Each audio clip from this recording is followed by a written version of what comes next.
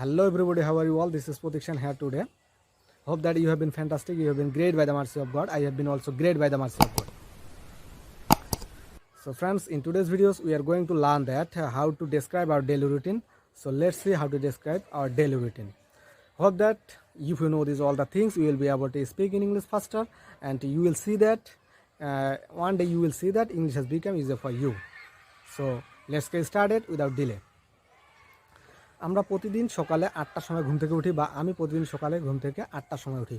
I wake up at 8 AM and the first thing I do is check my mobile phone. আমি ঘুম থেকে উঠে প্রথমে কী করি, আমি আমার মোবাইলটা চেক করি। তো আপনারা ঘুম থেকে উঠেই প্রথমে কী করেন, তো সেটা লিখে দিতে পারেন পাশে। কীরকমভাবে?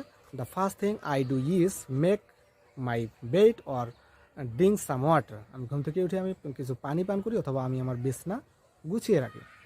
And then I brush my teeth and wash my face. আমি কী করি, এরপরে দাঁত মাজি এবং আমার মুখ ধুই। After doing this I usually have my breakfast at 8:30 AM। এরপরে আমি কী করি, সকাল 8:30 নাগাদ আমি আমার নাস্তা করে নিই। আফটার হ্যাভিং মাই ব্রেকফাস্ট, আমি আমার ব্রেকফাস্ট করার পর কী করি, অ্যারাউন্ড 9 AM 9টার দিকে I leave my home for the college. আমি আমার কলেজের উদ্দেশ্যে বেরিয়ে পড়ি। And reaching my college I note down my task and get to them.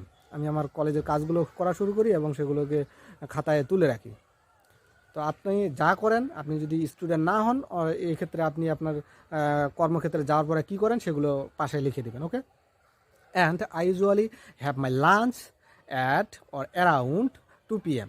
এরপরে আমি কী করি, যে আমি আমার 2টার নাগাদ দুপুরে খাবার খেয়ে নিই। And I wrap up my college 4 PM, around 4 PM। আমি আমার 4টার নাগাদ কলেজ শেষ করি। And after coming my after reaching my home, আমি বাড়ি আসার পরে I refreshen up and I spend my free time with my friends. অথবা আপনি এই জায়গায় ব্যবহার করতে পারেন ফ্রেন্ডস, অর অন্য যে কেউ এর সাথে আপনি আপনার অবসর সময়টা কাটাতে পারেন। তো সেই জায়গায় তাদেরকে বসিয়ে দেবেন। নেক্সট, এরপরে আমি 7টার সময় আমি আমার চা পান করি। কার সাথে? বন্ধুদের সাথে হতে পারে, বাবা মার সাথে হতে পারে। I usually have my tea with my parents or parents. Okay. And বাকি যে সময়টা আছে চা পান করার পরে, আমি আমার যে বাকি সময়টা আছে সেটা আমি আমার বন্ধুদের সাথে ফেসবুকে আড্ডা দিই। তাহলে আড্ডা দেওয়া ইংরেজিকে বলা হচ্ছে পিক আপ, অথবা কি বলা যায়, চিক আপ। চিক আপ মানে হচ্ছে আড্ডা দেওয়া।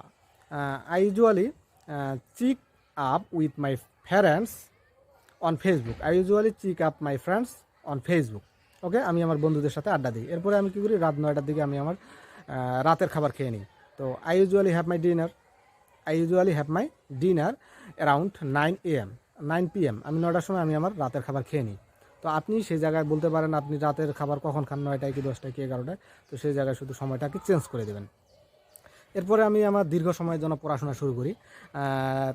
After having my dinner I start my study for a long time and I finish my study around 1:30 AM. আমি আমার পড়াশোনা রাত 1:30টার মধ্যে শেষ করে ফেলি। And then I hit the bed around 2 AM। এরপরে আমি 2টার নাগাদ ঘুমিয়ে পড়ি। তো এই ঘুমিয়ে পড়ার ক্ষেত্রে আমি একটা ফ্রেশ ব্যবহার করেছি, সেটা হচ্ছে হিট দ্য বেড, মানে হচ্ছে ঘুমিয়ে পড়া। তো after finishing my study I hit the bed around 2 AM। Okay. তো বন্ধুরা, সকালে ঘুম থেকে ওঠা থেকে শুরু করে রাতে ঘুমাতে যাওয়ার আগ পর্যন্ত আমরা যা করি তা ইংরেজিতে কীভাবে বলতে হয়, তো সেটা বললাম। So friends, how like my video, tell me in the comments and take care of your health. Thank you.